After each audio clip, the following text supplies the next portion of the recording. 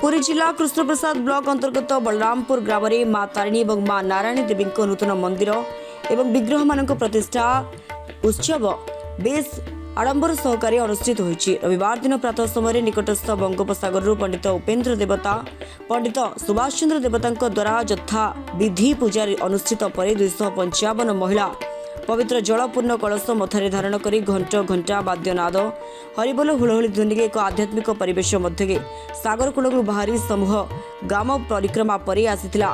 सौभाग्यं पीतवस्त्रं सरसिजनयनं सर्वदा सुप्रसन्नं पान्नं नाराज चापं कपिनिकरयुक्तं बन्धुना सेव्यमानो नैवेद्यं जानकी सं रघुवरमनिशं पुष्पकारूढ़ रामं। समस्तिंकी मोर हार्दिक अभिनंदन।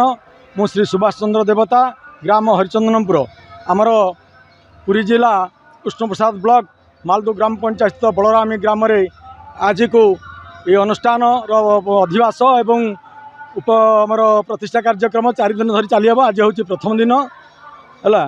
तेणुक यही परिस्थिति आम्भे मैंने पंडित मैंने आसीचु विभिन्न जगार यज्ञ आरंभ एवं प्रतिष्ठा काम चालू अच्छे। सर्वमंगल मांगल्ये शिवे सर्वार्थ साधिके शरण्ये त्र्यंबके गौरी नारायणी नमस्तुते।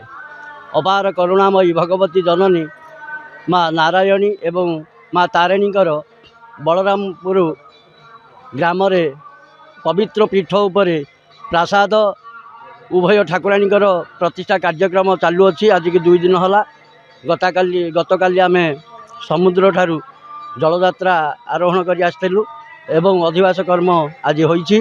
माँ कर आहरी 2 दिन कार्यक्रम प्रतिष्ठा कार्यक्रम चलिबो एवं 24 तारीख को आम पूर्णाहुति कार्यक्रम संपादन करने रखीचु।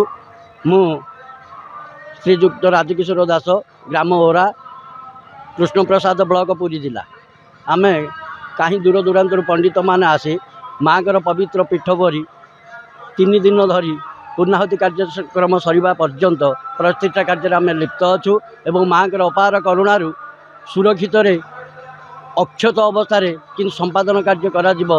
माँ के चरणारविंदर कोटि कोटि प्रणाम धन्यवाद। साला मंडप निकटे उपस्थित रही तत्परे अंकुरोपण कार्यक्रम आरंभ होता एवं 22 तारीख 24 प्रहर नामयज्ञ घृतयज्ञ अन्नयज्ञ कार्यक्रम चालू रुतबा बेले प्रायतः 10,000 ऊर्ध्व भक्त मानक प्रसाद सेवन व्यवस्था जनापड़ी।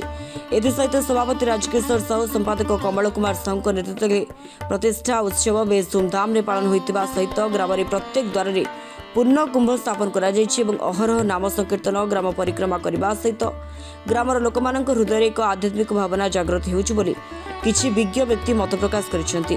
24 तारीख पर्यंत अनुष्ठित हम।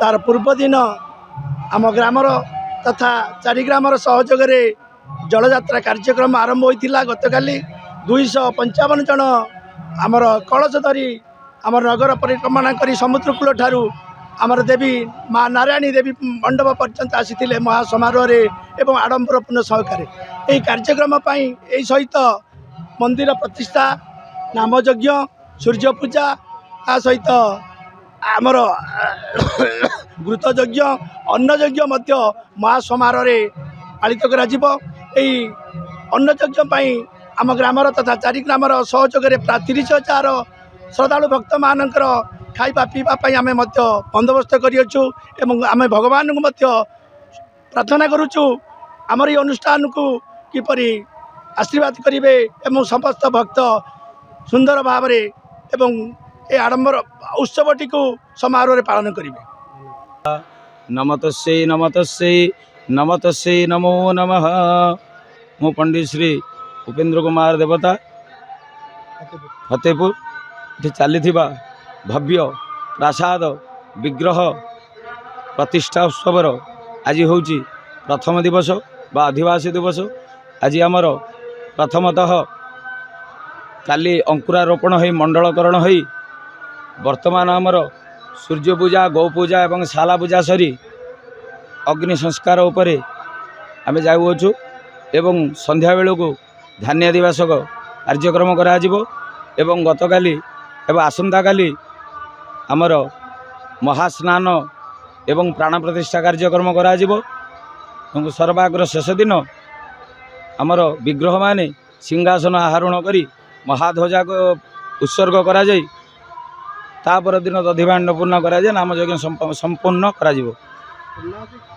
ପୂର୍ଣ୍ଣାହୁତି ଆମର ପୁରା ପହରଦିନ 24 ତାରିଖ ଦିନ ଆମର ପୂର୍ଣ୍ଣାହୁତି କାର୍ଯ୍ୟକ୍ରମ କରାଯିବ।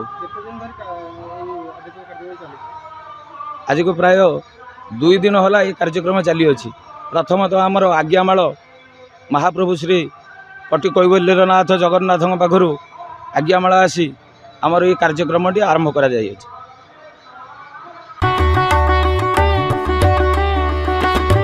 कृष्ण प्रसाद मनोज कुमार बारिक को रिपोर्ट संस्कार न्यूज ओडिया।